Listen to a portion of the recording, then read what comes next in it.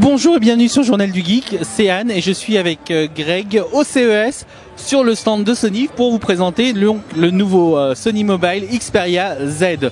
Ce Sony Xperia Z, bon, je vais pas revenir sur les caractéristiques, vous les connaissez déjà, puisque c'est un écran HD de 5 pouces avec un processeur Qualcomm quad-core Snapdragon S4 Pro.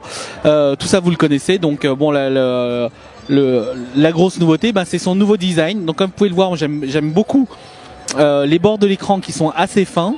Donc du coup on n'a vraiment pas l'impression d'avoir un smartphone trop grand en main, puisque malgré les 5 pouces il tient plutôt bien en main, et là-dessus je pense que c'est pas mal.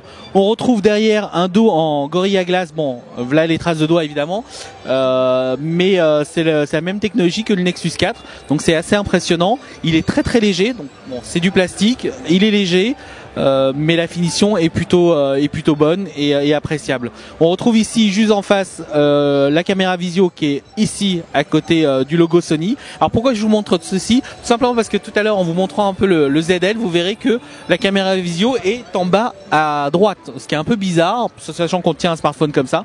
Mais bon, comme le ZL n'est pas censé sortir en France, ça nous gênera pas plus que ça. En haut, on retrouve la petite trappe avec la prise jack pour le casque, la recharge micro USB avec une connectique dock. Donc en général, comme on parle de Sony, il faut pas oublier que Sony c'est un écosystème aussi. Donc Sony va proposer des accessoires pour pouvoir utiliser votre smartphone avec votre téléviseur Bravia. Sur le côté, on retrouve les boutons de volume et la mise sous tension, tout simplement. Voilà.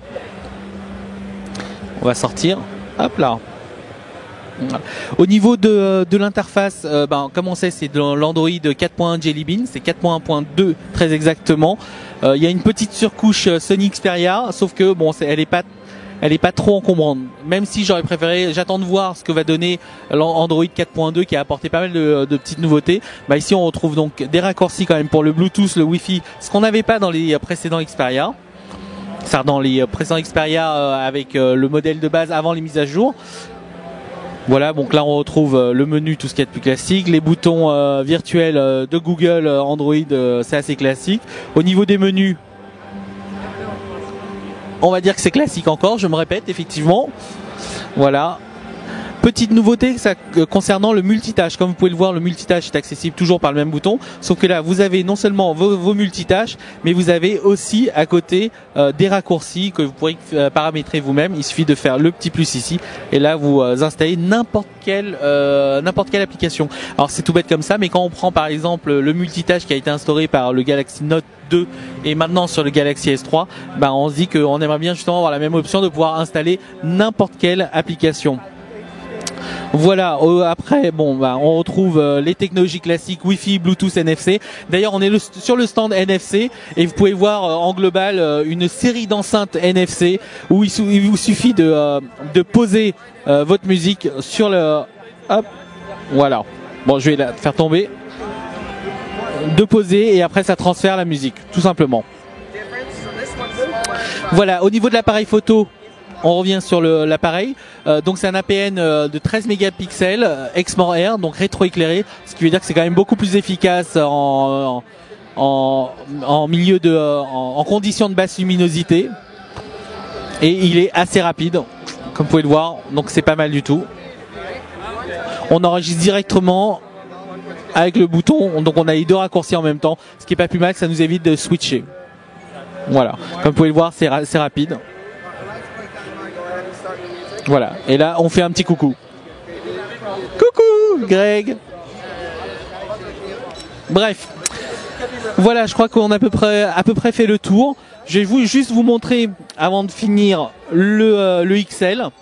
Alors le XL, il est tout bête, puisqu'en fait il reprend à peu près les mêmes caractéristiques que le XL, le ZL pardon. Il reprend les mêmes caractéristiques que le Z, à l'exception que le design est différent, avec un dos en plastique, tout ce qu'il y a de plus classique. Toujours le même écran de 5 pouces, il est un chouïa plus petit et il propose surtout dans cette version un déclencheur photo alors qu'il n'est pas présent sur le Z qui va arriver chez nous.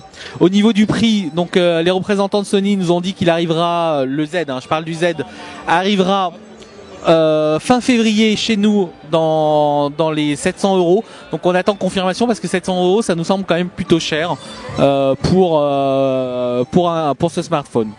Voilà, je crois que j'ai à peu près fait le tour cette fois.